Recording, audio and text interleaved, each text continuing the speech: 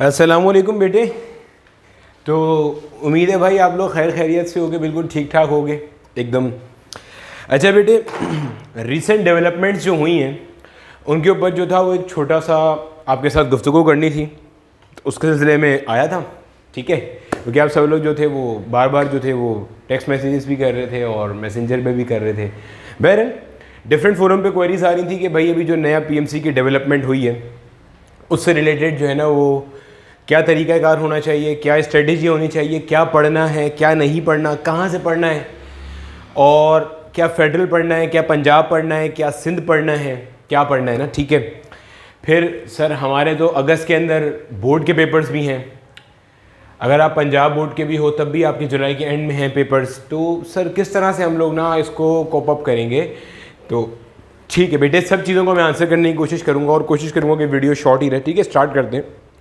सबसे पहले तो बेटे ये हमारे पास जो है ना पाकिस्तान मेडिकल कमीशन का एक नया जो है ना वो 2021 का एक सिलेबस है, जिसका जो लिंक है ना वो मैंने डिस्क्रिप्शन में डाल दिया, उसको आप देख सकते हो। ठीक है, अच्छा जनाबे वाला, अब कहानी कुछ ऐसी है कि आपके पास जो है ना मेरा बेटा इस साल के लिए ये डिसाइड किया गया है कि जो आपका एमडी कैट होगा वो एमडी कैट मेरा बेटा आपका होगा तकरीबन 210 नंबर का। ठीक है, सारी डिटेल इस छोटे से सिलेबस के अंदर या कह लो कि परफॉर्मा के अंदर अवेलेबल है, आप इसको व्यू कर सकते हो। ठीक है मेरा बेटा, तो एमडी कैट जो है वो आपका तकरीबन 210 नंबर का है और टाइम जो है ना वो पहले से बढ़ा के कितना हो गया है आपका 3.5 आवर हो गया। ठीक है, 3.5 घंटे का टाइम है, 210 MCQs हैं। इन 210 MCQs के अंदर जो मेरा सब्जेक्ट है ज़ाहिर है मैं तो उसी की बात करूँगा, या एक और चीज़ की बात करूँगा, उस पर मैं भी आता हूँ। जो फिज़िक्स है, फिज़िक्स के पिछले साल MCQ 200 में से 40 रखे गए थे और इस बार इन्होंने क्या करा है कि इसका वेटेज बढ़ा दिया और टोटल MCQs आउट ऑफ 210 कितने हैं 56। 210 में से 56 MCQs आपके किसके हैं, फिजिक्स के हैं।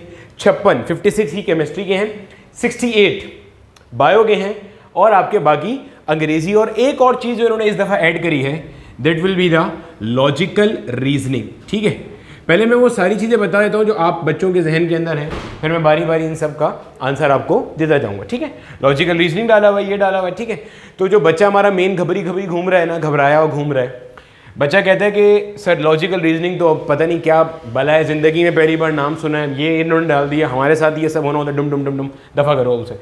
फिर फिजिक्स, सर फिजिक्स अच्छी वाली 40 नंबर की हुआ करती थी, वी वर एक्सपेक्टिंग, हम तो फेसबुक के ऊपर जो थे ना वो शेयर कर रहे थे मीम बना के कि जो है ना अपना फिजिक्स 40 से 30 नंबर की हो गई, यहाँ तो उन्होंने उल्टा गेम कर दिया, फिजिक्स जो था वो 40 से कितनी कर दी 56 नंबर्स की कर दी।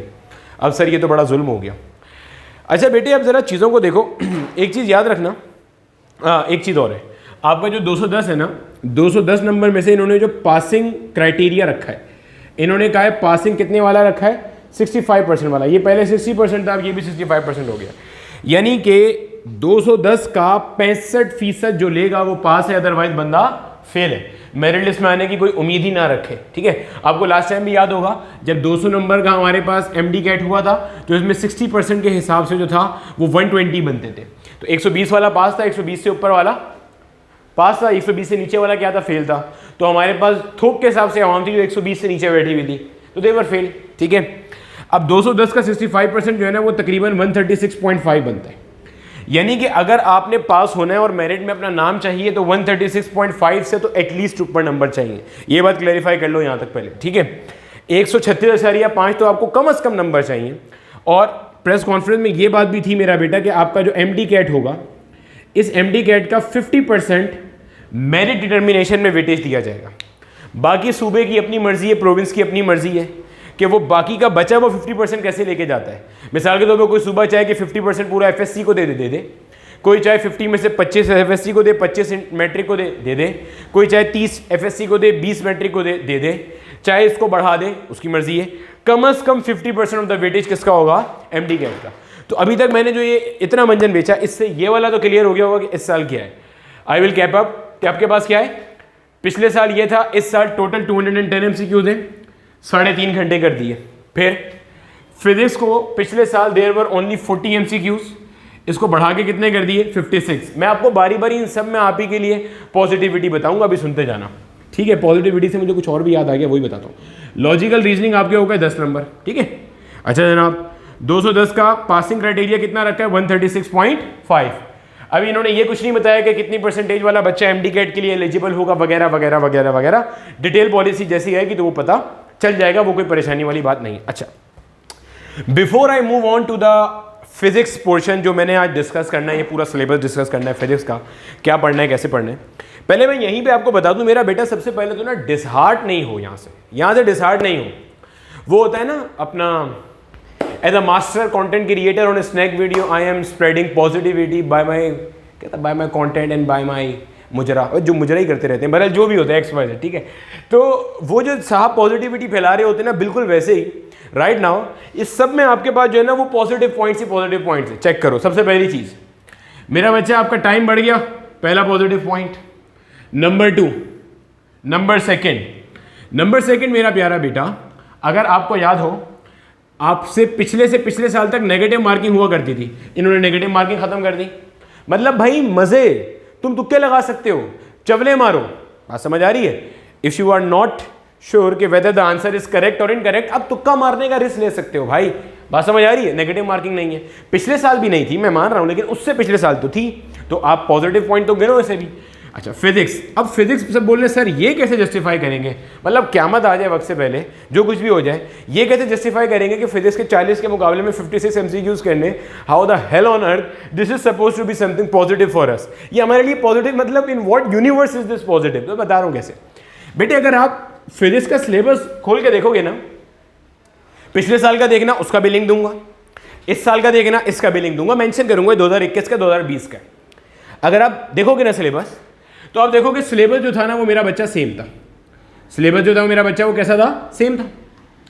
अब आपने एक ही जितनी तैयारी करनी है फॉर 40 MCQs, एक ही जितनी तैयारी करनी है for 56 MCQs, which option is suitable, आप बता दीजिए भाई। जब टाइम लगा रहे हो तो उसका मुआवजा तो लो, जब टाइम लगा रहे हो तो उसका कैशबैक भी लो। कैशबैक क्या है, पूरे नंबर मिलना यहाँ पे, यही है ना कैशबैक। अब तुम वही मेहनत कर रहे हो 40 मार्क्स के लिए, अब वही मेहनत करनी पड़ रही है 56 मार्क्स के लिए, 56 मार्क्स के लिए, तो I think this option is good, this option is better even, बात समझ आ रही है। तो ठीक हो गया, तो ये आपके पास तीसरा बेहतरीन पॉइंट है आपके लिए। अच्छा, इसके अलावा लॉजिकल रीजनिंग, अभी मैं अपनी वीडियो के आखिर में आऊंगा लॉजिकल रीजनिंग में, ये आपको मुफ्त के नंबर दिए गए। मुझसे भी 3-4 लोगों ने पूछा कि what about logical reasoning, what is logical reasoning. बेटे नाम से पता चल रहा है, देखो जरा, इसमें सिर्फ ये टेस्ट होता है कि आपके पास दिमाग है या नहीं है, जो कि नहीं है। लेकिन अगर इनकेस किसी के पास दिमाग है तो लॉजिकल रीजनिंग सीधा सीधा 10 नंबर है, भले चलता ना भी हो, ना चलता हो, कोई मसला नहीं है, दिमाग है 10 नंबर मिल जाएंगे, सही है।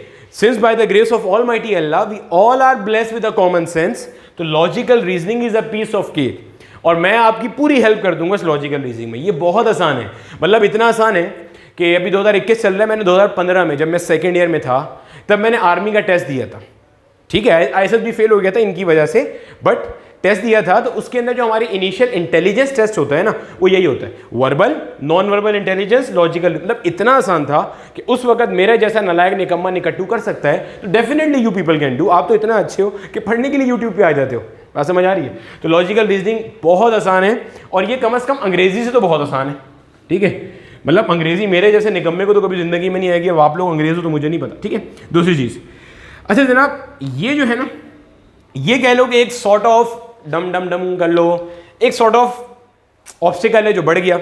इसको नेगेटिव भी नहीं कहेंगे, पॉजिटिव भी नहीं कहेंगे।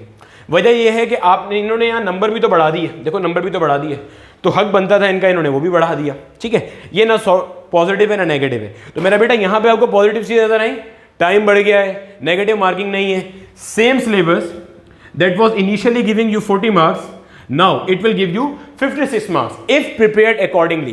And what do I mean by if prepared accordingly? अभी पूरा तफसील से बताऊंगा, समझते जाना, ठीक है। लॉजिकल रीजनिंग प्लेट में रख के मिलेंगे नंबर, इतना आसान है ये टॉपिक, बात समझ आ रही है। मैं वाकई बोल रहा हूँ इतना आसान है, ठीक है। तो इसमें तो कोई मसला नहीं होगा यहाँ तक, तो मैं उम्मीद करता हूँ, ठीक है बेटे। चलो अब आ जाते हैं आगे जरा। अब एक सवाल और जो हमारे जहनों में आता है, सर ये जो 56 MCQ आपने बता दिया, ठीक है, कुछ ज़ाहिर फर्स्ट ईयर का पोर्शन होगा, कुछ सेकेंड ईयर का पोर्शन होगा। पहले तो ये बता दें 56 MCQs के अंदर से ना थ्योरी कितनी है और न्यूमेरिकल कितने हैं। मेरा बेटा इन्होंने बड़ा डिटेल और कॉम्प्रीहेंसिव ये स्ट्रक्चर और प्लान दिया, अगर आप देखो ना तो आपकी तमाम क्वेरीज का आंसर इसके अंदर मौजूद है, ठीक है।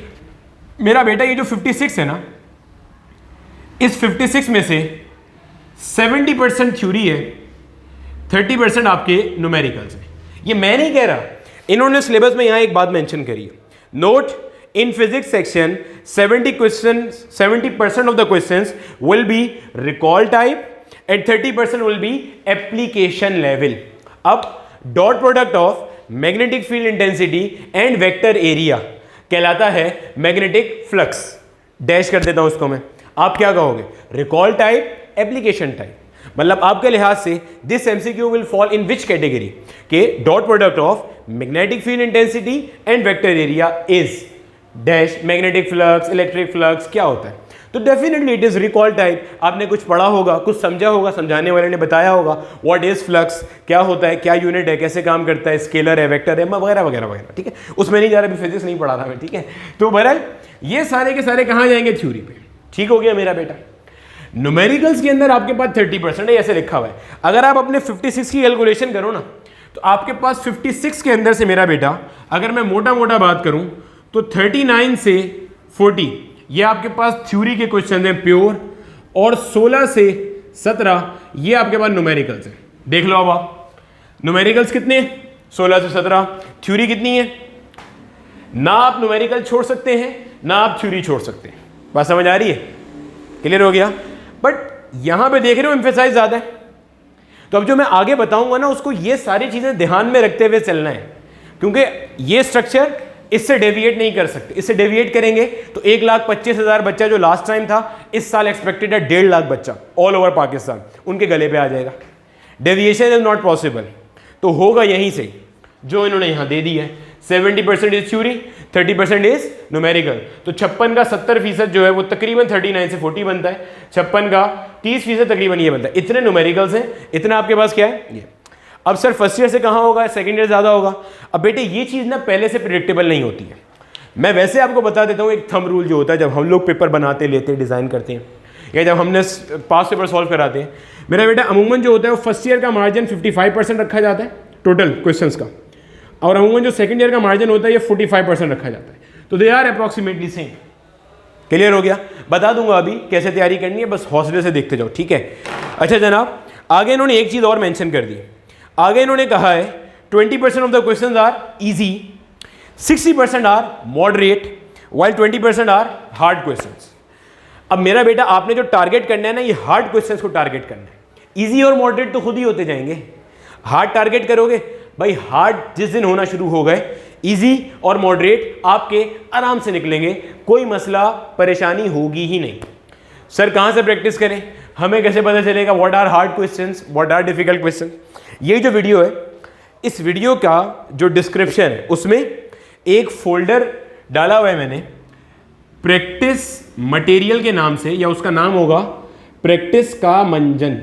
ठीक है, प्रैक्टिस मटेरियल या प्रैक्टिस का मंजन। There are worksheets, different worksheets available, आप उनको उठाओ, सॉल्व करो, जितनी बार करना है सॉल्व करो, answer keys are also there. और ये फोल्डर डेली बेसिस पे अपडेट होता है। अपडेट का मतलब कभी कुछ शीट और आती है, कभी कुछ जाती है, कभी कोई नई शीट आती है, तो सब यहाँ पे आता रहता है। मजीद कहाँ से प्रैक्टिस करना है अब देखते जाओ ज़रा आगे। ठीक है मेरा बेटा, यहाँ तक सारा बता दिया। तो अगर आप देखोगे ना, तो जो 56 क्वेश्चन हैं, 56 क्वेश्चन में से अगर आप ये देखोगे तो आपके सिर्फ 11 के करीब क्वेश्चन हार्ड की कैटेगरी में आते हैं। यानी कि 56 में से 45 क्वेश्चन ऐसे आएंगे जो तकरीबन हर एक को आते होंगे, बस 11 क्वेश्चन ऐसे होंगे जो मुश्किल होंगे, ये इनकी वर्डिंग है।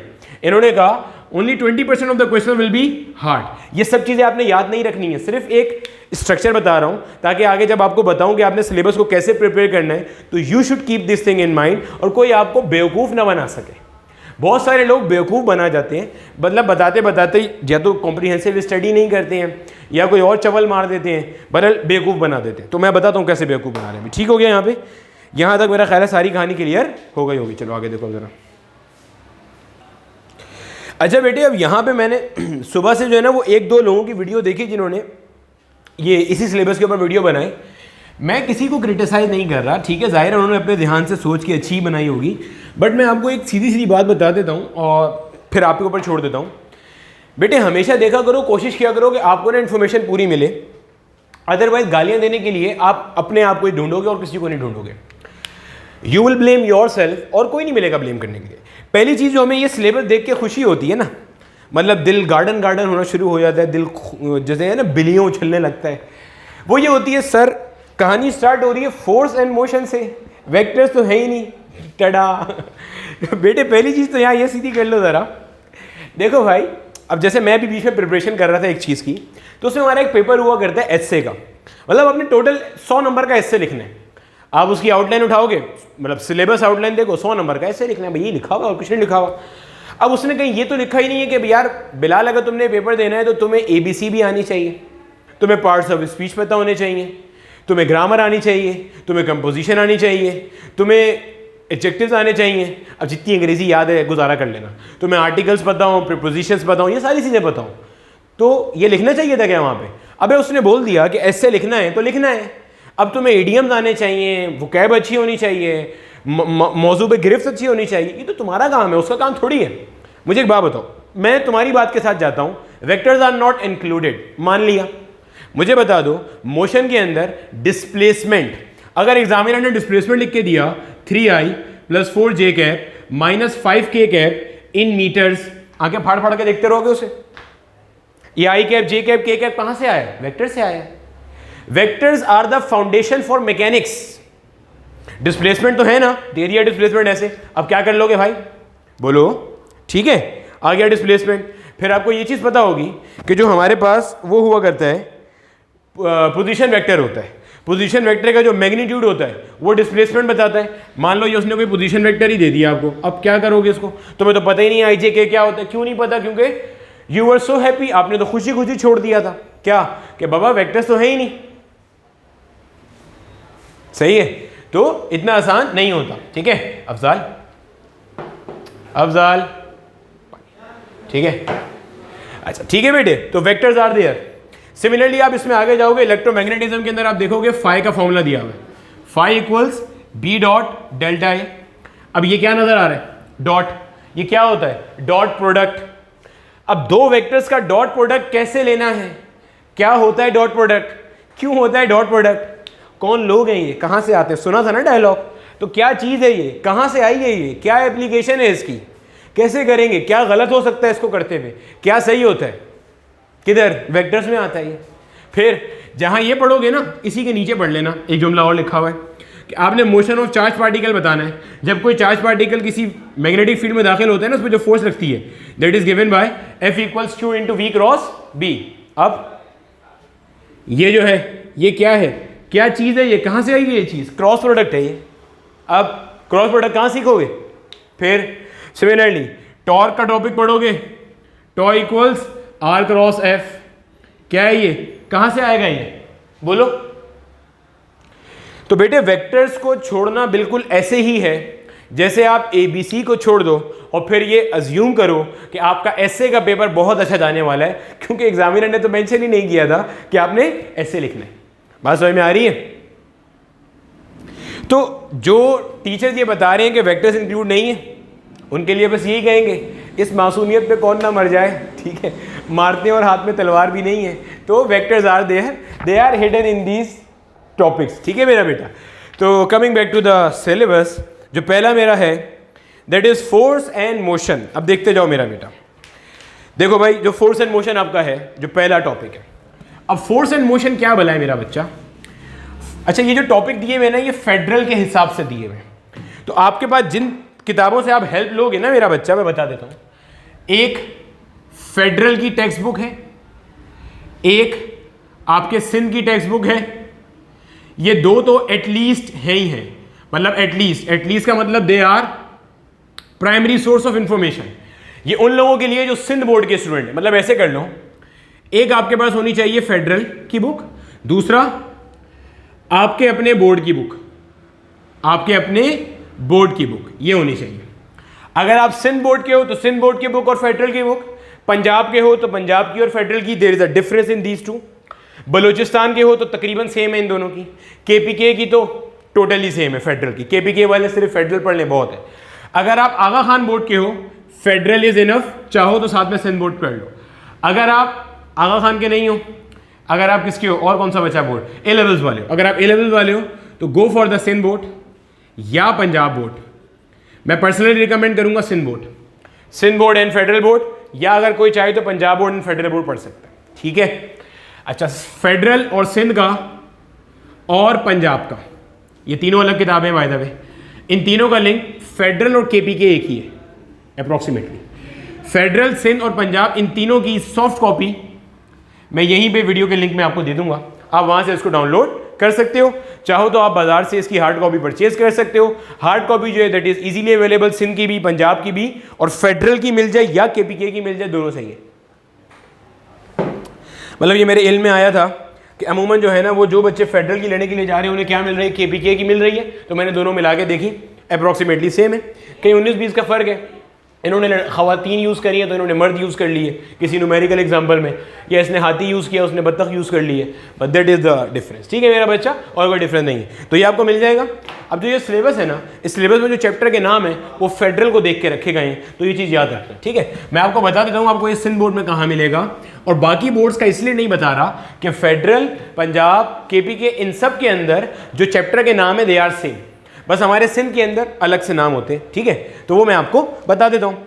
अब जो पहला चैप्टर है मेरा बेटा, that is force and motion. देखो इस पे तो मैं आता हूँ बाद में, पहले जो मेरा फोर्स एंड मोशन है ये हमारे सिंध बोर्ड का चैप्टर नंबर 2 है, वेक्टर्स, चैप्टर 3 है, चैप्टर 4 का पार्ट 1 है, चैप्टर 4 का पार्ट 1 है। यानी कि वेक्टर्स आप यहां पढ़ोगे, फाउंडेशन बनाओगे फर्स्ट ईयर के लिए भी, सेकेंड ईयर के लिए भी। 3 मोशन इन 1 डायमेंशन, जिसमें आप displacement, speed, velocity, graphs, acceleration, collisions, laws, pulley वाले केसेस, फ्रिक्शन, इंक्लाइंड प्लेन, ये सारी चीज़ें पढ़ते हो। चैप्टर 4 का part 1 is motion in 2 dimension, जिसके टोटल 2 पार्ट्स हैं। इसके अंदर एक होता है प्रोजेक्टाइल वाला पार्ट, जो ऐसे प्रोजेक्टाइल को फायर करते हैं वो श्यूं उड़ता हुआ ढुस करके गिर जाता है, याद आ रहा है ना, तो वो प्रोजेक्टाइल वाला पार्ट हम यहाँ पढ़ेंगे, और सर्कुलर मोशन वाला पार्ट बदल यहाँ नहीं है। तो ये हमारे पास सिंध बोर्ड की सीक्वेंस है, vectors, motion in 1 dimension, projectile motion यहाँ पे आएगा, ठीक हो गया। अच्छा जनाबे वाला, अब इसके अंदर मेरा बेटा कोई चीज़ ऐसी नहीं है जो कि, ये मैंने पूरी पहले वर्किंग करी हुई है और इसको हाईलाइट किया हुआ है, तो इसलिए परेशान नहीं होना कि मैं अभी अभी देख के कर रहा हूँ, आपके भाई ने इस पर सारा काम किया हुआ है, ठीक है। कोई चीज़ इसमें ऐसी नहीं है जो कि इजाफी दी गई हो, या जिससे आप ये कह के खौफ खाओ या जान छुड़ाओ कि सर फेडरल वालों ने पेपर लिया था, उन्होंने अपने टॉपिक डाल दिए थे, ऐसा कुछ नहीं है। एक चीज़ है, हमारे सिंध का जो बच्चा होता है वो ये ग्राफ, सिंध बोर्ड वालों की बात कर रहा हूँ स्पेसिफिकली, अदरवाइज आगा खान वाला और ए लेवल वाला बच्चा ये भी नहीं कह सकता, उनको ग्राफ अच्छे से पढ़ाए जाते हैं, ठीक है। जो हमारे पास सिंध बोर्ड का बच्चा होता है वो ग्राफ में मार खा रहा होता है, रीजन मीन ग्राफ पढ़ाया नहीं जाता। ग्राफ पढ़ा भी दिया जाता है तो बस ये बता दिया जाता है कि अगर आपका डिस्प्लेसमेंट टाइम ग्राफ है वो क्या बता रहा है, वेलोसिटी टाइम ग्राफ है वो क्या बता रहा है, एक्सेलरेशन टाइम ग्राफ है वो क्या बता रहा है, दैट्स इट।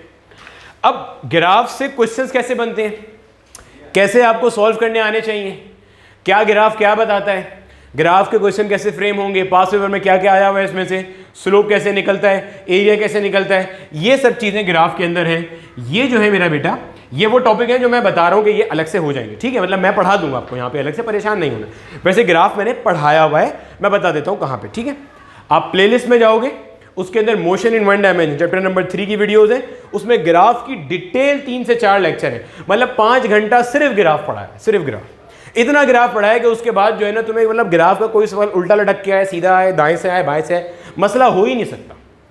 2 अलग पढ़ाया हुआ है, 3 अलग पढ़ाया हुआ है, 3 में डिटेल से ग्राफ अलग है, 4 का पार्ट है। अच्छा 3 वाला जो टॉपिक है, जो वही मैं प्लेलिस्ट की बात कर रहा हूँ, मोशन इन 1 डायमेंशन वाली, इसी के अंदर मेरा बेटा आपके पास अभी कोलिजन्स और लॉज और इंक्लाइंड प्लेन, ये 3-4 टॉपिक्स फ्रिक्शन के मिसिंग है, फ्रिक्शन, प्लेन, लॉज, कोलिजन।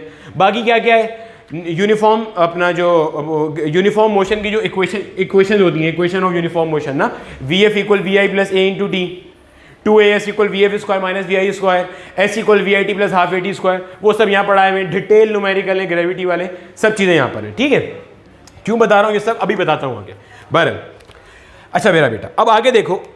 अच्छा आपने करना कैसे, यहीं पे ना इस चैप्टर के साथ ही अपनी सीक्वेंस समझते जाओ। देखो बेटे, करना इस तरह से होता है, आपको जो भी टीचर पढ़ाए, आपने लेक्चर्स लिए, लेक्चर देने के बाद आपने तैयारी कैसे करनी है मेरा बेटा, आपने हाथ के हाथ एक तो जो लेक्चर के अंदर आपके टीचर ने, आपके सर ने या आपकी मिस ने, जो भी कोई पढ़ा रहा है, जो क्वेश्चंस कराए हैं उनको प्रैक्टिस कर लिया, देयर एंड देन प्रैक्टिस कर लिया घर आके। उसके बाद आपने अपने बोर्ड की बुक उठाई, अपने बोर्ड की बुक। अब अगर आपका बोर्ड सिंध है, मुझे पहले बताया था सिंध की उठा लेना, वरना ठीक है जो आपका बोर्ड है, बोर्ड की बुक उठाई और आपने क्या करा, उसको लाइन बाय लाइन पढ़ा। पढ़ने के बाद आपने क्या करा, आपने इसके शॉर्ट नोट्स बना लिए। अब शॉर्ट नोट्स बनाने का तरीका वेरी कर सकता है। मेरा तरीका ये है कि मैं कोई कॉपी रख के बैठता हूँ और शॉर्ट नोट उसमें नोट करता जाता हूँ। शॉर्ट नोट से मुराद सिर्फ वो चीज़ होती है जो मेरे लिए अहम होती है।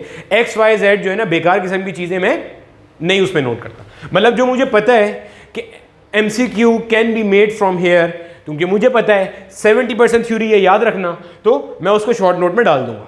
शॉर्ट नोट के अंदर ये बोर्ड की बुक भी डाल दूंगा और जो मेरी फेडरल, ये मैंडेटरी है मेरा बच्चा, ये भी इसमें क्या करेंगे, ऐड करेंगे। तो अब शॉर्ट नोट देखो तुम्हारे कितने खूबसूरत बन जाएंगे। लेक्चर्स, बोर्ड की बुक, फेडरल की बुक से आपने अपने शॉर्ट नोट्स बना लिए बेहतरीन किस्म के। इस शॉर्ट नोट में आपने साथ में वो एग्जाम्पल्स भी डाल ली जो कि फेडरल और सिंध में सॉल्व हुई हुई हैं, रेलिवेंट एग्जाम्पल्स। याद रखना, रेलिवेंट एग्जाम्पल्स। रेलिवेंट से क्या मुराद है मेरा बेटा, रेलिवेंट से मुराद ये है कि जो आपके MD कैट में आ सकती हैगी। अब कोई इतनी ही लेंदी एग्जाम्पल है, नहीं आ सकती वो, याद रखना। तो रेलिवेंट एग्जाम्पल कैसे पता चलेगा, जो टीचर आपको करा रहा है ना वैसे पता चल जाएगा। अगर कोई ऐसा है जो कि तैयारी नहीं कर रहा अभी कहीं से, या किसी को न्यूमेरिकल्स में इशू हो रहा है, तो वंस अगेन भाई, अच्छा यहाँ पे भाई मैं अपना मंजन नहीं बेच रहा, ठीक है, प्लेलिस्ट के अंदर जाना। प्लेलिस्ट के अंदर एक है numerical problem series, numerical problem series. इसके अंदर आपके पास क्या है, चैप्टर वाइज न्यूमेरिकल चल रहे हैं। जैसे अभी इसके अंदर मैंने एक चैप्टर 12 इलेक्ट्रोस्टैटिक्स के पूरे मुकम्मल कर दिए, ठीक है, सारे करूंगा, सेकंड ईयर भी करूंगा, फर्स्ट ईयर भी करूंगा, A to Z। तो 12 के कर दिए, सारे करें, मतलब 12 के कोई 7 वीडियोस बनी है सिर्फ 12 के अंदर। कूलम लॉ के 2 हैं, मतलब कूलम लॉ का पार्ट 1 पार्ट 2, सारे कूलम लॉ के न्यूमेरिकल्स। फिर EFI के 2 हैं, फिर पोटेंशियल का है, फिर कैपेसिटर का है। अब इलेक्ट्रॉन वोल्ट का भी आ जाएगा तो ये पूरा हो जाएगा, ठीक है। ये सिर्फ अगर आपको टीचर अच्छा नहीं पढ़ा रहा, अदरवाइज कोई ज़रूरत ही नहीं है। जो टीचर पढ़ा रहा है वो जाहिर है जानता होगा रेलिवेंट क्वेश्चंस कौन से, गो फॉर दैट, ठीक है, कोई लाजमी नहीं है। क्लियर हो गया मेरा बेटा, यही सीक्वेंस रखनी है, सीक्वेंस चेंज नहीं करनी। लेक्चर से क्या करा आपने, लेक्चर के क्वेश्चंस करे, अपने बोर्ड की बुक करी, ये मैंडेटरी है, उसके बाद फेडरल कर लिया। अब बच्चा जो है ना हमारा मासूम बावला क्या करता है, बच्चा भागता है सर सेट के क्वेश्चन सॉल्व कर ले। अबे नहीं भाई, सर रेड स्पॉट कर ले, अभी नहीं, अभी नहीं, अभी नहीं। मुझे एक बात बताओ, सुबह फजर का टाइम ख़त्म होने में, नमाज कज़ा होने में 10 मिनट बाकी हैं, तुम्हें फजर की सुन्नत पढ़नी है और फजर का फ़र्ज पढ़ने हैं। एक काम, तुम्हें जो कल गुजर गई उसके अंदर जोहर कज़ा हो गई किसी वजह से, उसकी कज़ा पढ़नी है। 10 मिनट में तुम कोई एक काम कर सकते हो, क्या करोगे, जोहर की कज़ा पढ़ोगे या अभी वाली फजर पढ़ोगे? ऑब्वियसली फजर पढ़ोगे। तो मेरा बेटा अभी वाली फजर ये है, ये है, बात समझ आ रही है, ये है, ये ज़रूरत है अभी आपकी, ये ज़रूरत नहीं है, ये एडिशनल मटेरियल है। 10 मिनट में फजर पढ़ ली, टाइम बचता है, मजीद कज़ा भी पढ़ लो वहाँ पे आप। बात समझ में आ रही है? सैड, कोई सैड घूम रहा है, कोई रेड स्पॉट लेके घूम रहा है। अच्छा, और हमारे पास जो है ना कोई ये भी उठा के ले आता है नीट का मटेरियल। अरे भाई अभी ज़रूरत नहीं है, तुम्हारा दिमाग घूम जाएगा ये मटेरियल देख के। मैं ये नहीं कह रहा इससे फिजिक्स अच्छी नहीं होगी, फिजिक्स अच्छी हो जाएगी, but the point being right now you are suppose to prepare for your MD CAT exams. आपको फिजिक्स क्रैक नहीं करनी है, आपको MD कैट क्रैक करना है, तो उतनी फिजिक्स पढ़ो जितनी यहाँ के लिए चाहिए। बात समझ में आ रही है? ठीक है, जाहिर है मुझे पता है फिजिक्स एक बहुत इंटरेस्टिंग सब्जेक्ट है, सही है। वो लोग जिन्होंने सारी जिंदगी पढ़ी फेफड़े शेपड़े हो, ठीक है, तो उनको तो फिजिक्स लगेगा इंटरेस्टिंग, सब्जेक्ट ही हमारा इतना इंटरेस्टिंग है। बहरहाल भाई ठीक है, बिल्कुल मजाक मस्ती में, ऐसा कोई वो सीरियस नहीं है, ठीक है। तो बहरहाल लेकिन बट ये चीज़ याद रखना कि ये फिलहाल आपकी ज़रूरत नहीं है। क्लियर है? तो अपने दिल के अरमानों को साइड पे कर देना, अभी ये नहीं करना। सर अगर ये भी कर लें, इसके भी तमाम एग्जाम्पल तमाम प्रॉब्लम कर लें, इसकी भी तमाम एग्जाम्पल तमाम प्रॉब्लम कर लें, फिर क्या करें? फिर टाइम बचता है, आप फिर आ जाओ पास पेपर्स के ऊपर। किस पे आ जाओ आप? पास पेपर्स पे आ जाओ। कहाँ से पास पेपर पे आ जाओ? आपके अपने प्रोविंस की जो भी यूनिवर्सिटी है, पहले इसके पास पेपर्स कर लो, हो जाए तो किसी दूसरे की कर लो। जैसे हमारे सिंध वाले, आप KMDC के करो, लियारी के करो, डाओ के करो, JSMU के करो, इंटीरियर में लम्स के करो, इन सब के करो, LUHMS, ठीक हो गया, इन सब के कर लिया आपने, डन। नाउ पंजाब वाली साइड पे आ जाओ, पंजाब वाली साइड पे UHS कॉमनली अवेलेबल है, कर लिया। ETEA के पेपर्स अवेलेबल है, KPK के अंदर जो एग्जाम हुआ करता था, कर लिया। बलूचिस्तान के अंदर जो BMC वाले कंडक्ट करते हैं उनका उठा लो, सब अवेलेबल है। इंटरनेट पे और मंजन भी तो बेचते हो ना भाई, ये तुम्हें आराम से 5 पर मिल जाएंगे, कोई परेशानी वाली बात नहीं है। बट सीक्वेंस यही रखनी है, सीक्वेंस आउट नहीं करनी। क्लियर है? अच्छा भाई, फिर भी टाइम बचता है, दिल कर रहा है जो मैंने यहाँ पे मटेरियल दिया था, जो मेरा फोल्डर है, इसकी शीट भी सॉल्व कर लो। अच्छा बाय द वे, मैंने इन तमाम के जो पास पेपर हैं, ये जो अपनी फोल्डर में शीट डाली हुई है, इनके अंदर कंपाइल करें। इसके कोई चार्जेस मार्जिन नहीं है, अगर ये तुम्हें जहन में लग रहा है, ठीक है, फ्री ऑफ कॉस्ट है भाई, ठीक है, कोई 1 रुपया भी नहीं है किसी चीज़ का, ठीक है, कोई मांग रहा हो तो उसे चमाट मार देना जाके, ठीक है। तो बहरहाल इसमें सब चीज़ें कंपाइल हुई मौजूद हैं, तो ये है, ठीक है, ठीक हो गया बेटे, ये सीक्वेंस है। अच्छा, अब इसके अंदर जो है ना, बच्चे अक्सर बोल रहे होते हैं सर इसके वीडियो सोल्यूशन बना दें। मेरा बेटा, मैं ऑलरेडी यकीन करो अपने ऊपर बहुत बर्डन अभी लेके चल रहा हूँ, नन्ही सी जान है, कितना जुल्म कराओगे मेरे ऊपर, ठीक है। अभी मैं आपके लिए क्या कर रहा हूँ वैसे बता देता हूँ। जितने इसके अंदर पीएमसी वालों ने फेडरल के एक्स्ट्रा टॉपिक्स दिए, एक एक एक्स्ट्रा टॉपिक मैं यहाँ कवर कराऊंगा आपको, जैसा प्रॉमिस किया था। पहले तो मैं मतलब इतना बड़ा स्पेक्ट्रम लेके चल रहा था कि पहले तो मेरा ख्याल था कि फेडरल का टोटल सिलेबस करना है। मेरी लास्ट से लास्ट वीडियो में शायद ये बात पढ़ देखी भी होगी आपने, तो उसमें मैंने यही कहा था कि सारे एक्स्ट्रा टॉपिक कराऊंगा, लेकिन अब इन्होंने एक सिलेबस दे दिया है, तो इस सिलेबस के अंदर जो जो एक्स्ट्रा टॉपिक्स हैं वो सब मैं यहाँ पे एक अलग से फोल्डर बनाया हुआ है प्लेलिस्ट के अंदर, extra topic for federal board के नाम से, उसके अंदर इंशाल्लाह आपको करा देंगे, ठीक है। इसके अलावा न्यूमेरिकल प्रॉब्लम सीरीज लेके चल रहे हैं, ताकि आपके जो 56 में से 17 न्यूमेरिकल्स हैं वो अच्छे से निकल सकें। इसमें क्या करा रहा हूँ, इसके अंदर फेडरल के ही एग्जाम्पल और फेडरल के ही आपके क्वेश्चन सॉल्व करा रहा हूँ मैं सारे, ठीक है, और सिंध के भी करा रहा हूँ, और अगर कोई पास पेपर में आया हुआ तो वो भी लेकर के चल रहे। ठीक हो गया मेरा बेटा? इसके अलावा तो मैं कुछ नहीं कर रहा राइट नाउ, नहीं इसके अलावा मैं कुछ नहीं कर रहा, ठीक है। तो ये यार बहुत है यार, सही है। अच्छा बेटे, अब आ जाते हैं आगे ज़रा। अच्छा, इसके अंदर जो जो एक्स्ट्रा टॉपिक्स हैं वो मैंने हाईलाइट करे हुए, वो हम लोग कवर कर लेंगे। बाकी जैसे मैंने यहाँ ग्राफ की बात करी, इसके अलावा इसमें इलास्टिक कोलिजन का एक टॉपिक थोड़ा सा एक्स्ट्रा है, मतलब बताने का तरीका अलग है।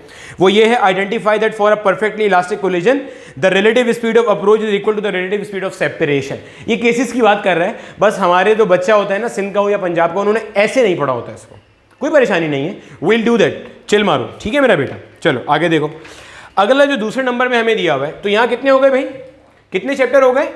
हो गया 2.5 चैप्टर हो गया तुम्हारे सिंध बोर्ड का। बच्चे खुश थे, 3-4 चैप्टर है फर्स्ट ईयर से, सिर्फ हो गया तुम्हारा 2.5 चैप्टर यहाँ। क्लियर है? आगे देखो अब जरा, जो दूसरा चैप्टर तुम्हें दिया हुआ है that is work and energy, work power and energy के नाम से ये सिंध बोर्ड के अंदर है।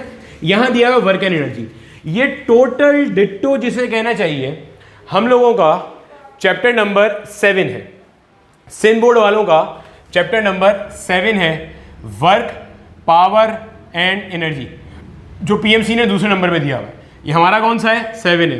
हो गया एक चैप्टर और, 2.5 चैप्टर पहले हुए, चैप्टर 2, चैप्टर 3, 4 का आधा, तो 2.5 पहले हुए, एक अब हो गया, ये चैप्टर और हो गया। अच्छा, इसके अंदर क्या क्या डिफरेंसेस हैं? इसके अंदर मेरा बेटा कुछ थ्योरी के टॉपिक्स इन्होंने ऐड करे जो फेडरल या पंजाब में है और हमारे पास इतनी तफसील से नहीं है। मिसाल के तौर पे कि implications of energy losses in practical devices, practical devices के अंदर जो एनर्जी लॉस होती है वो कहाँ कैसे कम हो सकती है, कहाँ यूटिलाइज हो सकती है, ये सारी चीज़ें। तो आपका भाई है ना, क्यों परेशान होते हो, सब बना देंगे, ठीक है। बरल बाकी इसके अंदर न्यूमेरिकल सारे वही रहेंगे, वर्क डन वाले न्यूमेरिकल, पावर वाले, काइनेटिक एनर्जी वाले, पोटेंशियल एनर्जी वाले, वर्क एनर्जी थ्योरम वाला, law of conservation of energy, conservative field, उसकी एग्जांपल्स, उसकी एप्लीकेशंस, वो सारी चीज़ें इसके अंदर भी आ जाएंगी। मोमेंटम और काइनेटिक एनर्जी के रिलेशन, ये इतने परसेंट बढ़ेगा तो वो कितने परसेंट बढ़ेगा, याद आ रहा है? वर्क पावर एनर्जी की वीडियो में बताया भी था। तो ये सब इसके अंदर हो गए भाई। अब ज़रा 3 पे देख लो। 3 पे आपको दिया है rotational and circular motion, rotational motion and circular motion. ये हमारे पास जो है ना, ये हमारे सिंध बोर्ड का चैप्टर नंबर 4 का पार्ट नंबर 2 है।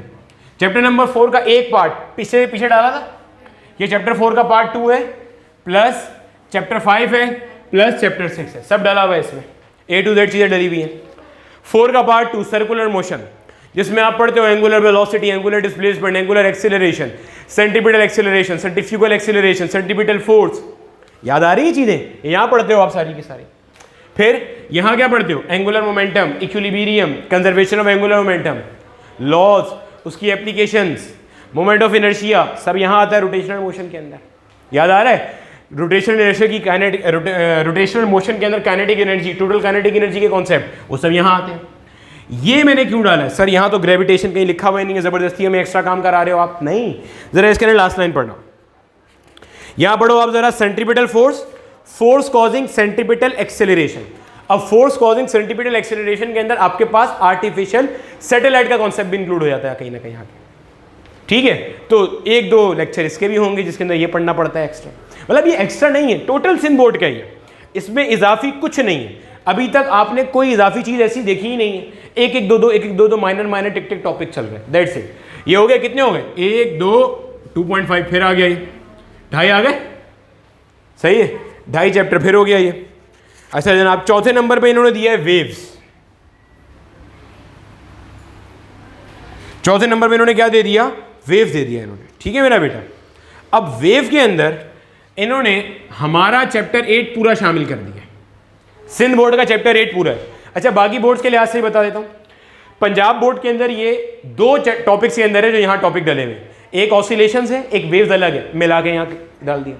सिंध बोर्ड में ये एक ही चैप्टर है 8, जिसका पार्ट पहले आता है सिंपल हार्मोनिक मोशन, फिर वेव आता है, फिर साउंड आता है, सब डाला हुआ है, सब है, तुम्हें सब मिलेगा। सिंपल हार्मोनिक मोशन भी मिलेगा, मास स्प्रिंग भी मिलेगा, पेंडुलम भी मिलेगा, body moving on the circumference of the circle भी मिलेगा, वेव का टॉपिक भी मिलेगा, ट्रफ क्रस्ट भी मिलेगा, लॉन्गिट्यूडनल और वो दूसरी कौन सी होती है आपकी ट्रांसफर वेव भी मिलेगी, फिर आपके पास स्ट्रेच स्ट्रिंग भी मिलेगी, ऑर्गन पाइप भी मिलेंगे, उसके अलावा सोनोमीटर भी मिलेगा, उसके अलावा साउंड के अंदर डॉपलर इफेक्ट भी मिलेगा, वो आपके पास जिसे कहना चाहिए न्यूटन का फॉर्मूला भी मिलेगा, लैप्लास की करेक्शन भी है, बीट्स भी है, म्यूजिकल साउंड भी है, इंटेंसिटी भी है, फ्रीक्वेंसी भी है, पिच भी है, सब कुछ मिलेगा, मैक नंबर भी A to Z चीज़ें सिंध बोर्ड की। और पंजाब बोर्ड का ऑसिलेशन और वेव वाला पार्ट यहाँ पे डाला हुआ। हो गया मसला हल, ये हो गया एक चैप्टर, ये भी हो गया। बोलो कहाँ कहाँ हुआ है सिलेबस भाई? ठीक है, मैंने लास्ट में भी ये चीज़ ऐसे ही गाइड की थी, देख लेना जाके। अब देख लो आगे ये सब चीज़ें, और ये बहुत डिटेल है, इसमें से बहुत कुछ बनेगा। मज़ेदार बात है सिंध बोर्ड वालों के लिए या पंजाब बोर्ड वालों के लिए, देयर इज़ नथिंग एक्स्ट्रा। मतलब ऐसा कुछ नहीं है कि फेडरल में कुछ अलग से हो और वो यहाँ पे उन्होंने, वैसे फेडरल में इस चैप्टर में अलग से बहुत कुछ है, फेडरल की किताब उठा के देखोगे तो बहुत कुछ अलग से है, बट वो उन्होंने यहाँ पूछने की जहमत नहीं करी है, which is a good gesture कि एक कॉमन सिलेबस डिज़ाइन किया गया ताकि सब कर सकें। अभी तक कोई चीज़ एक्स्ट्रा नहीं आई है, 1 2 टॉपिक ना, मतलब 1 2 भी ऐसे कि हमारे पास वो टॉपिक है बट उसको बताने का तरीका वो नहीं है। ग्राफ हमारे सिंध के अंदर भी है, ग्राफ पंजाब में भी है, पूछे जाने का तरीका वैसा नहीं है। पंजाब में तो फिर भी काफ़ी पूछा जाता है, हमारे पास नहीं पूछा जाता है। सिमिलरली जो इलास्टिक कोलिजन है वो पढ़ाने का बस तरीका वो नहीं है, बाकी केसेस इलास्टिक कोलिजन के बाद देखना आपके जो भी थके से थका सेंटर भी है उसके नोट्स के अंदर इलास्टिक कोलिजन के बाद 4 केसेस सब पढ़ा देते हैं वहाँ पे। ठीक है, तो 4 केसेस वहाँ पे भी होंगे। अच्छा जनाबे वाला हो गया यहाँ पे। अब जरा इनकी गिनती कर लो, कितने हुए ये? 5 6 7 हो गए। अब इसके अंदर क्या नहीं है? चैप्टर 1 चैप्टर 9 चैप्टर 10 जो हमारे सिंध बोर्ड का है, मतलब इसमें आपको नेचर ऑफ लाइट नहीं दिखेगी, इसमें आपको ज्योमेट्रिकल ऑप्टिक्स नहीं दिखेगा, इसमें आपको डायमेंशन वाले फड्डे नहीं दिखेंगे। क्लियर हो गया? बट स्टिल मैं कहूँगा जो चीज़ कंप्लीटली एक्सक्लूड हुई है वो ये है, सिर्फ ये 2 चैप्टर गायब कर दिए, nature of light and geometrical optics totally sideline कर दिए, बट ये डायमेंशन और यूनिट किसी ना किसी तरह डले हुए हैं। देखो भाई तुम्हें यहाँ पे कहीं पे मिसाल के तौर पे सर्कुलर मोशन में तुम अगर एंगुलर वेलोसिटी पढ़ते हो तो क्या ख्याल है, एंगुलर वेलोसिटी का यूनिट तुमसे नहीं पूछ सकता क्या? अबे पूछेगा ना, ठीक है, ये तो नहीं बोलेंगे कि नहीं कर सकते, पूछेगा। तो यूनिट्स तो बहरहाल हैं इसमें, डायमेंशन भी पूछ सकते हैं। वजह यह कि अगर आपको याद हो एंगुलर वेलोसिटी को हम लोग एंगुलर फ्रीक्वेंसी भी कहते हैं, और रीजन उसका क्या होता है, इसकी यूनिट सेम होती है, डायमेंशन सेम होती है। तो यूनिट और डायमेंशन किसी ना किसी कैपेसिटी में फिर भी इंक्लूड है। सिग्निफिकेंट फिगर्स कह लो, एक्यूरेसी कह लो, प्रिसीजन के कॉन्सेप्ट्स कह लो, एरर डिटर्मिनेशन कह लो, वो पूरा पार्ट आपका ऑब्सोलीट हो चुका है, यहाँ से गायब कर दिया, वो हम पढ़ेंगे भी नहीं पढ़ाऊंगा मैं। लेकिन ये तो बहरहाल जो है वो है। तो 5 6 7 8 ये भी तकरीबन ही हो गया, और क्या है इसमें, ये टोटल निकला है बस। तो फर्स्ट ईयर में से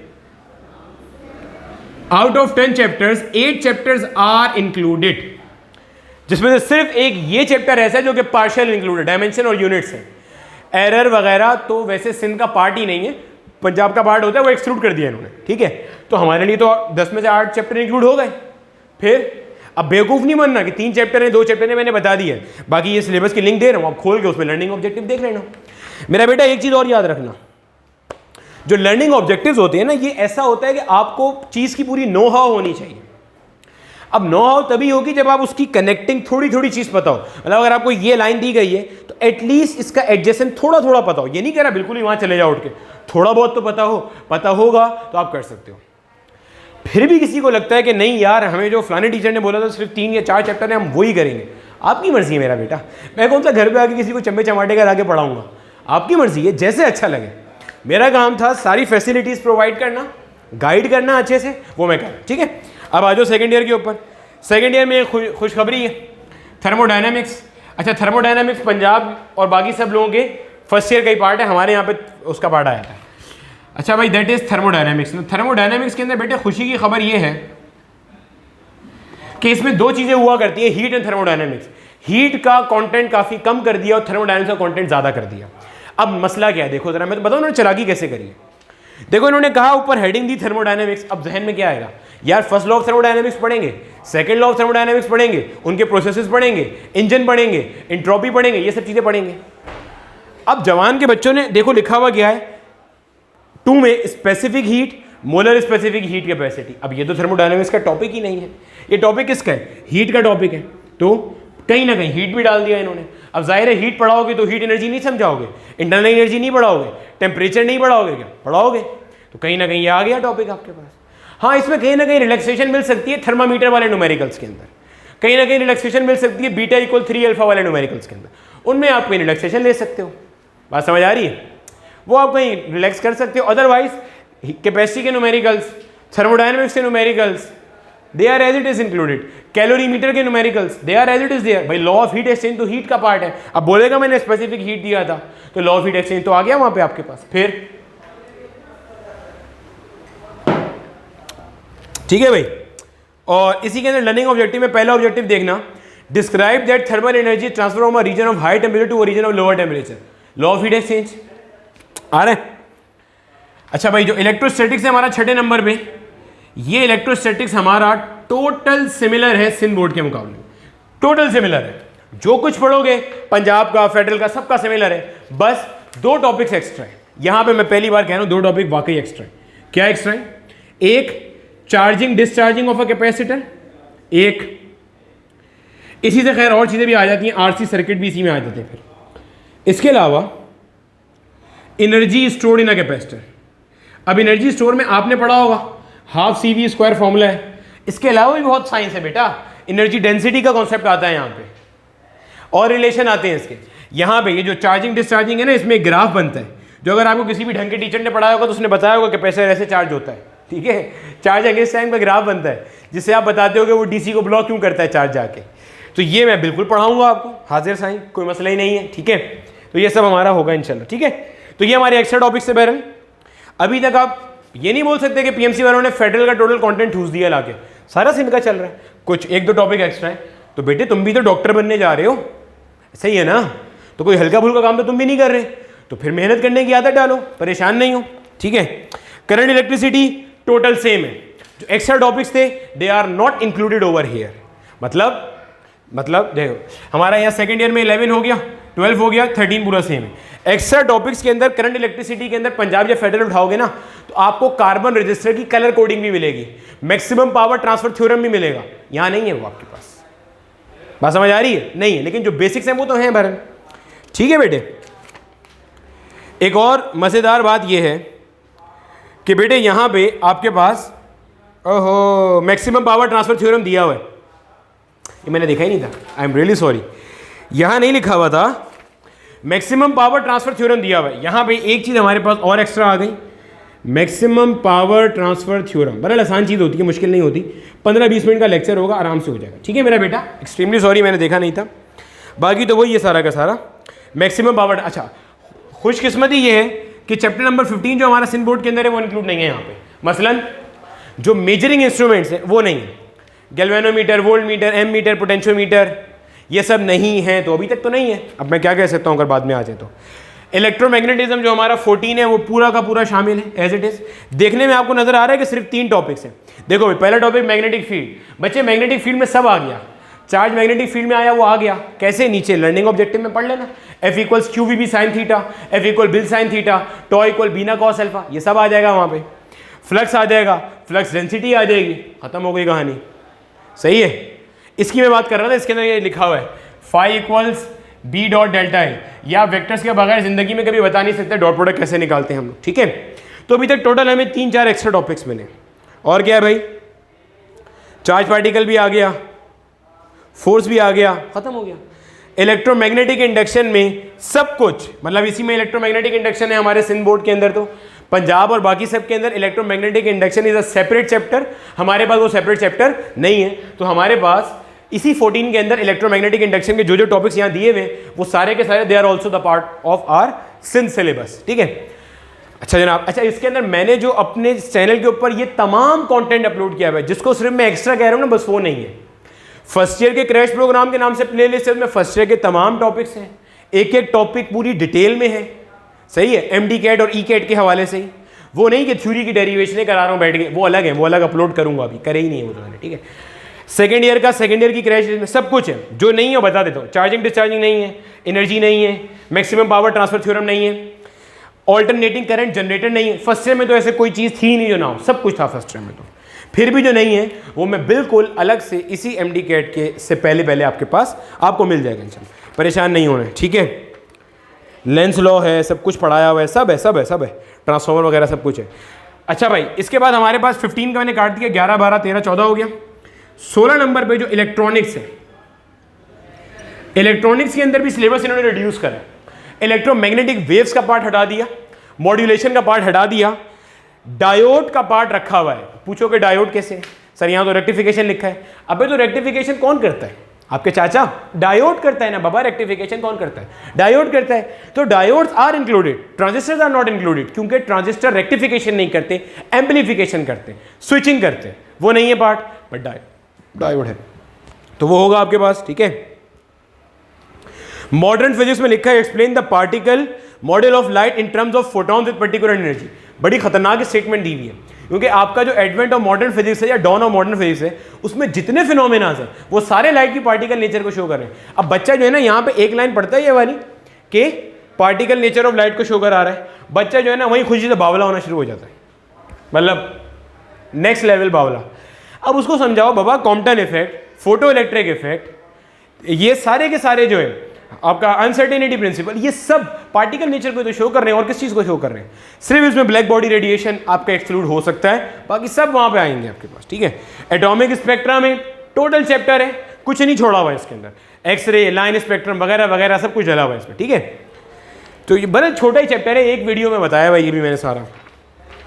न्यूक्लियर फिजिक्स के अंदर law of radioactive decay वगैरह सब कुछ है।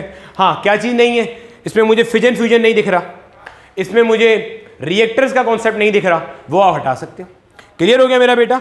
ये हमारे पास भाई ओवरऑल कहानियाँ थी सारी की सारी, ठीक है। तो इसमें अगर मैं बहुत से बहुत बोलूँ ना, बहुत से बहुत सब मिला के 3 मार के 5 से 8 टॉपिक शायद पूरे सिलेबस में ऐसे निकलेंगे जो पीएमसी ने एक्स्ट्रा डाले हैं सिंध बोर्ड वालों के लिए। पंजाब वालों के लिए तो कुछ भी एक्स्ट्रा नहीं है, बाकी किसी के लिए कुछ भी एक्स्ट्रा नहीं है, ठीक है। तो ये थोड़े से टॉपिक एक्स्ट्रा होंगे। अब जब एक बड़ा स्ट्रगल होता है तो उसके लिए मेहनत भी बड़ी करनी पड़ती है, तो परेशान नहीं होना, हम सब ये सब साथ में कर लेंगे, ठीक है मेरा बेटा, चिल मारना। अब आपने तैयारी कैसे करनी है मैं पहले बता दूं, then I will move on to the logical reasoning part. देखो भाई तैयारी कैसे करनी है।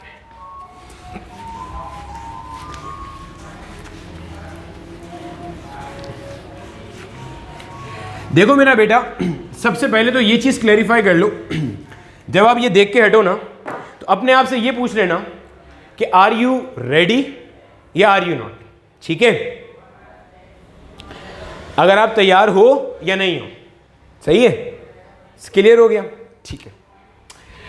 अब भाई देखो जरा, मुझे सब चीजें पता है, आज ये तारीख भी लिखी हुई है मैंने, 5 जून है, 5 जून है, और आपके जो बोर्ड के पेपर स्टार्ट हैं वो 28 जुलाई से स्टार्ट है।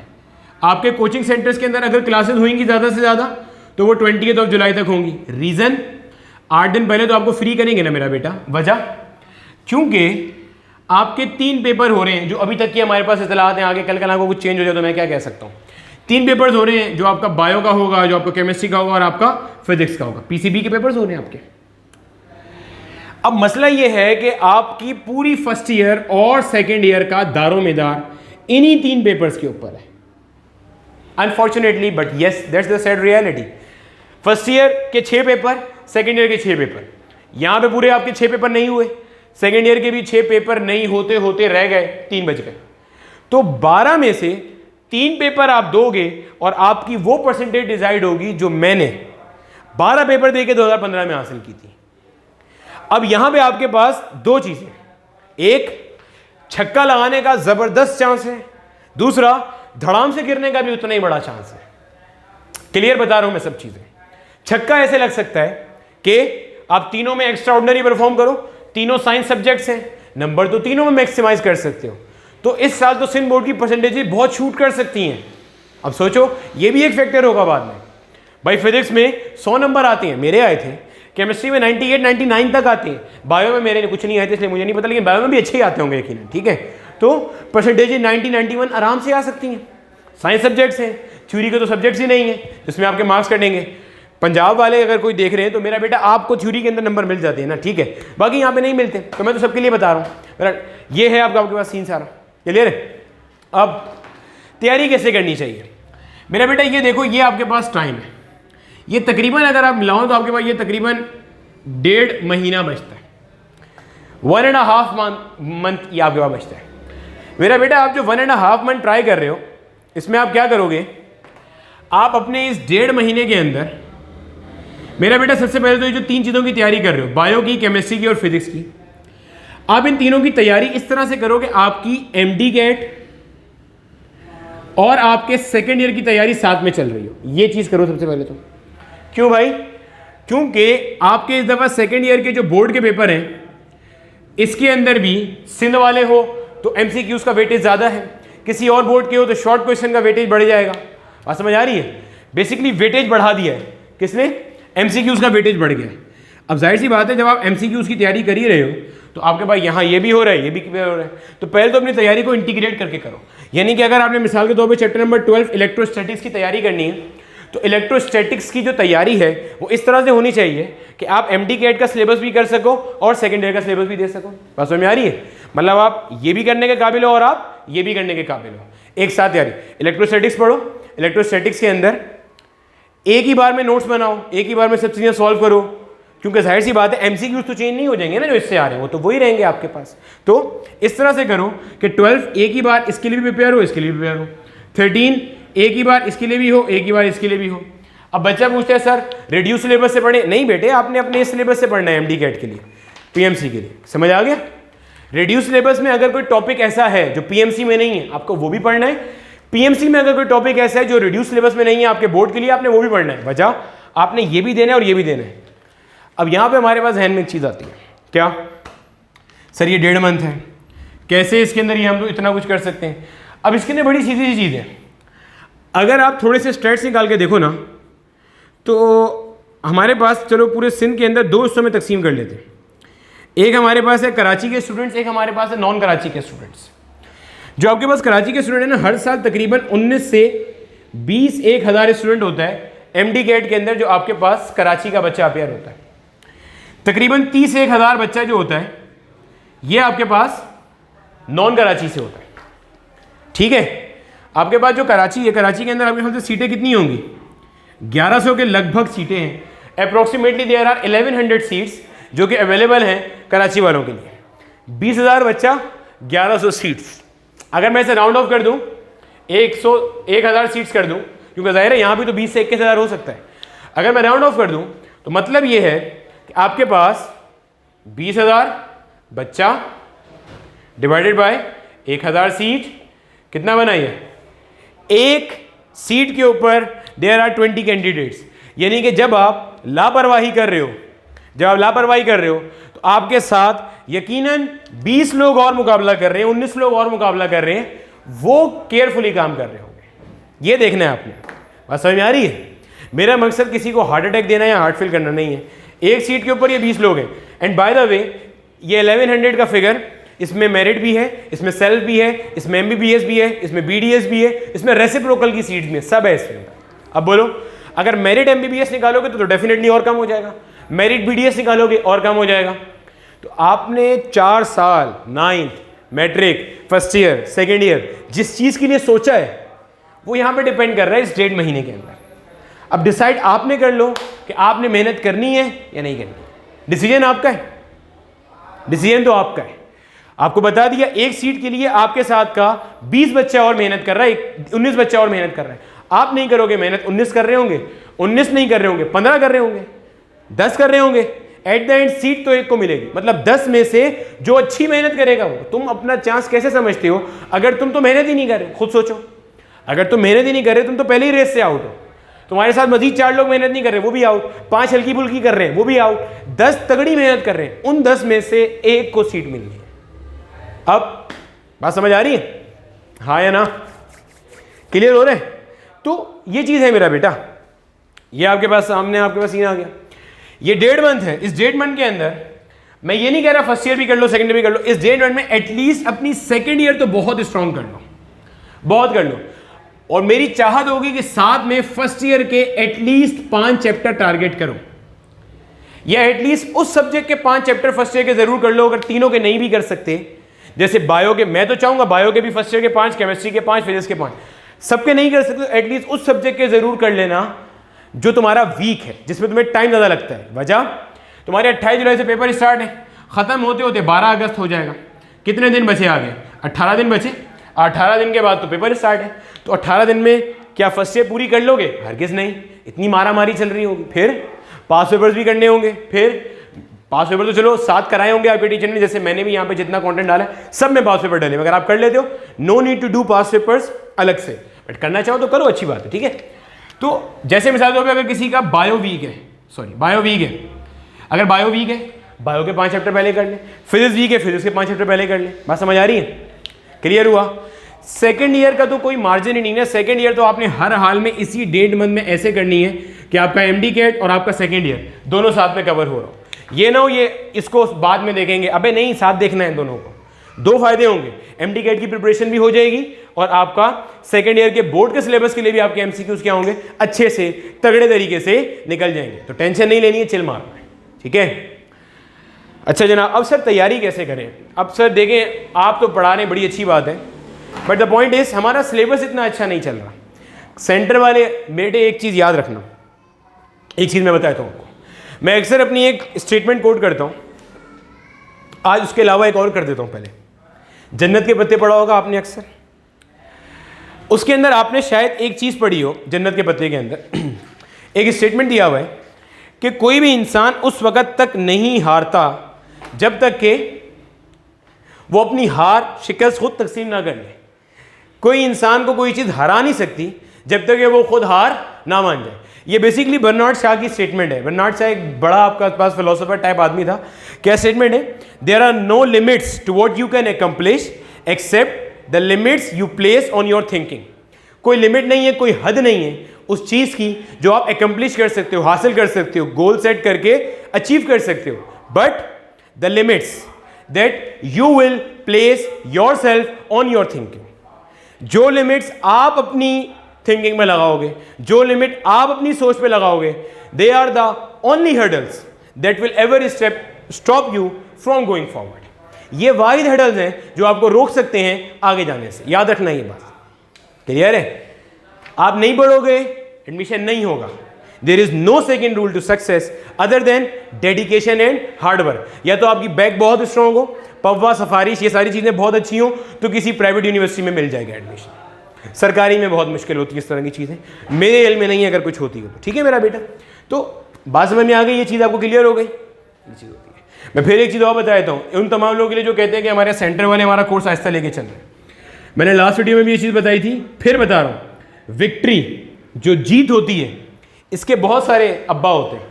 Victory has 1000 fathers, victory has many godfathers, but defeat is orphan. जो शिकस्त होती है ना, वो यतीम होती है। Defeat is orphan while victory has many godfathers. अगर आप कामयाब हो जाते हो ना, अगर आप कामयाब होते हो तो आप जो है ना, आपकी फतह को क्लेम करने के लिए आप खुद हैरान हो जाओगे कौन कौन आएगा। हालांकि उनका कोई पार्ट, कोई रोल नहीं होगा, टके का रोल नहीं होगा आपकी जीत के अंदर, बट वो आएंगे वहां पे, वो आएंगे, क्लेम करेंगे, ठीक हो गया। वो आगे में आपको बोलेंगे कि यार हमारी वजह से तो ये बच्चा यहाँ पहुंचा है, सेंटर वाले बोलेंगे हमने पढ़ाया ही अच्छा था। कोई ट्यूशन टीचर है वो बोलेगा हमने अच्छा पढ़ाया था। कॉलेज वाला बोलेगा हमने अच्छा पढ़ाया था। स्कूल वाला बोलेगा हमने फाउंडेशन अच्छी बनाई थी। बात समझ आ रही है? तो ये सारी चीजें होंगी। Victory has many fathers. अगर आप जीतते हो तो जीत के 72 बाप होते हैं। हर कोई क्लेम करता है उसे। बट अनफॉर्चुनेटली अगर आप हार जाते हो, आपने 4 साल एक चीज के लिए स्ट्रगल करी, but unfortunately due to any reason आप कामयाब नहीं होते, तो शिकस्त यतीम होती है। शिकस्त को ना कंधा नहीं मिलता देने के लिए। बात समझ आ रही है? कंधा नहीं मिलता उसे। क्यों? सब लोग अपने अपने एंड पे डिसोन कर देंगे। ये नहीं कह रहे घर वाले आपको जायदाद से आग कर देंगे, मजनू बना के जंगल में निकाल देंगे। ना ना ना ना, आपके इस अमल से अपने आप को डिसोन कर देंगे। बोलेंगे पढ़ता ही नहीं था, मोबाइल में लगा रहता था। बात समझ आ रही है? सेंटर वाले, आप बोलोगे ना सेंटर में जाके आपने फीस किस बात की ली थी, मेरा तो एडमिशन ही नहीं हुआ। बोलेंगे ये लो भाई, आपके साथ के 100 बच्चे और थे, इनका तो हो गया, मतलब फॉल्ट तो आप में था, हमने तो पढ़ाया अच्छा था ना, अगर हम बुरा पढ़ाते तो इनका भी नहीं होता। ऐसे ही है। बात समझ आ रही है? तो शिकस्त को तस्लीम नहीं किया जाता, ये याद रखना। और आपके इर्द गिर्द अगर कोई आपके साथ रिपीटर मौजूद है ना, तो वो मेरी इस हार्श रियलिटी को जो मैंने अभी कोट करी है बता देगा कि ऐसा होता है या ऐसा नहीं होता। अब तैयारी कैसे करनी है, ठीक है? देखो मेरा बेटा, सबसे पहले तो आप जो है ना, आपका जो सेकेंड ईयर है, अपने सेकेंड ईयर की प्रिपरेशन अच्छे तरीके से करो। अपना शेड्यूल खुद सेट करो। इस तरह से करो कि मेरा बेटा जो जुलाई का फर्स्ट वीक है या जुलाई का सेकेंड वीक है, जुलाई का फर्स्ट वीक या जुलाई का सेकेंड वीक, मैं देखो आपकी क्या हेल्प कर सकता हूं। मैंने फर्स्ट ईयर फिजिक्स का जितना पोर्शन है सब पढ़ाया हुआ है, प्लेलिस्ट में जाओ, फर्स्ट ईयर में सब अवेलेबल है। सेकेंड ईयर का जितना पोर्शन है सब पढ़ाया हुआ है, प्लेलिस्ट में जाओ, सेकेंड ईयर की प्लेलिस्ट में अवेलेबल है। न्यूमेरिकल प्रॉब्लम सीरीज अभी करा रहा हूं। सेकेंड ईयर के पेपरों से पहले तमाम सेकेंड ईयर के चैप्टर के न्यूमेरिकल्स आराम से हो जाएंगे, ये मेरा वादा है। तमाम सेकेंड ईयर के न्यूमेरिकल्स आराम से हो जाएंगे, ये मेरा प्रॉमिस है आपसे। क्या करो अब आप सेकेंड ईयर का सबसे पहले तो सेकेंड ईयर को टारगेट करो, सेकेंड ईयर का सबसे पहले उठाओ और इसके लिहाज से शेड्यूल बना के तैयारी करना शुरू करो। इस तरह से तैयारी करो कि आपका फर्स्ट वीक ऑफ जुलाई या फर्स्ट वीक को भाग में डालो, आपका सेकेंड वीक ऑफ जुलाई तक second year physics MD CAT के लिए प्रॉपरली प्रिपेयर हो चुका। सेकेंड वीक के अंदर मैं यहीं पे इसी फोरम पे गूगल फॉर्म के through and obviously free of cost एक ग्रैंड टेस्ट अनाउंस करूंगा। कोई पैसा पैसा कुछ नहीं लेना, ठीक है? एक ग्रैंड टेस्ट अनाउंस करेंगे। ये जो ग्रैंड टेस्ट होगा, ये ग्रैंड टेस्ट कोशिश तो मेरी है 200 एमसीक्यूज का हो सकता है, 100 का हो सकता है, 150 का हो, देखेंगे कितने का है। पूरे सेकेंड ईयर का होगा, एप्टीट्यूड के लेवल का होगा। उससे आपको चेक हो जाएगा आप पे एमडी कैट की तैयारी अच्छी है या नहीं है। बात समझ आ रही है? टारगेट रखो, पेपर मैं लूंगा, पूरे 200 एमसीक्यूज का पेपर लूंगा या 100 का लूंगा, जितने का भी लूंगा, टाइम जैसे मुझे मिलेगा, हर टॉपिक से लूंगा और एप्टीट्यूड के लेवल का लूंगा। हो सकता है उससे थोड़ा बेहतर ही कर दें। अगर वो आपका अच्छा होता है तो बोर्ड का पेपर आपका डेफिनेटली अच्छा होगा। और उसके बाद उसके साथ उनकी सोल्यूशन वीडियोस भी यहीं पे शेयर कर दूंगा, तो ये देख लेना। इनफैक्ट अगर आप जाके देखो first year second year grand test के नाम से, first year second year grand test के नाम से प्लेलिस्ट के अंदर ही पिछले साल वालों को भी मैंने ऐसे प्रैक्टिस कराया था, वो मौजूद है वहां पे टैब में, आप उसको देख सकते होगे, ठीक है? तो वो आप कर सकते हो वहां से। ये चीज सिर्फ फिजिक्स नहीं, आपने आपका जो बायो है, आपका जो केमिस्ट्री है, इनको भी सेकेंड वीक ऑफ जुलाई तक टारगेट करना है कि आपका सेकेंड ईयर अच्छे से हो जाए। सेकेंड वीक ऑफ जुलाई तक ये हो जाता है। 5-10 दिन के अंदर फर्स्ट ईयर के जो टॉपिक, या अगर चाहो तो साथ में जो कुछ कर सकते हो वो करो। देखो भाई, मुझे पता है टाइम कम है, मुझे पता है टाइम कम है और करना बहुत कुछ है, बट द प्रॉब्लम इज एक सीट के लिए 20 कैंडिडेट्स हैं, याद रख लेना। तो आप नहीं बनाओगे, कोई दूसरा पढ़ रहा होगा। आप 8 घंटे पढ़ रहे हो, कोई दूसरा 10 घंटे पढ़ रहा होगा, कोई तीसरा 12 घंटे पढ़ेगा, कोई 14 घंटे पढ़ रहा होगा, कोई 16 घंटे पढ़ रहा होगा। मैं पर्सनली ऐसे लोगों को जानता हूं जो 14 घंटे पढ़ रहे होते हैं। अब बोलो, फिर मैं खुद जानता हूं ऐसे स्टूडेंट्स हैं हमारे, 14 घंटे पढ़ रहे होते हैं। फिर आप कैसे 6 घंटे पढ़ने के बाद अज्यूम कर लेते हो कि आपका एमडी कैट उन्हीं के जितना अच्छा होगा जितना उनका हो रहा है? वो आपके डबल से भी ज्यादा पढ़ रहे हैं। वो फारिग बैठ के फेसबुक के ऊपर फीलिंग अलोन विद 49 अदर वाले मंजन नहीं बेच रहे होते। बात समझ आ रही है? वो पढ़ाई कर रहे होते हैं। वो इंस्टाग्राम पे उल्टे सीधे मंजन नहीं चिपका रहे होते हैं, पढ़ाई कर रहे होते हैं। वो मैसेंजर के ऊपर उल्टे सीधे मंजन नहीं बेच रहे होते हैं, पढ़ाई कर रहे होते हैं। वो फेडरल सॉल्व करते हैं, सिंथ सॉल्व करते हैं, शीटें सॉल्व करते हैं जो उनको मैंने दी हैं, या किसी और कोचिंग का मटेरियल है वो सॉल्व करते हैं, पास पेपर सॉल्व करते हैं, बुक की रीडिंग करते हैं। एक बार करो बुक की रीडिंग मेरे फिजिक्स के लिए, तो बस समझ के करो। और अगर लेक्चर देखते हो, टीचर का समझ में आता है, तो बुक लाजमी समझ में आएगी।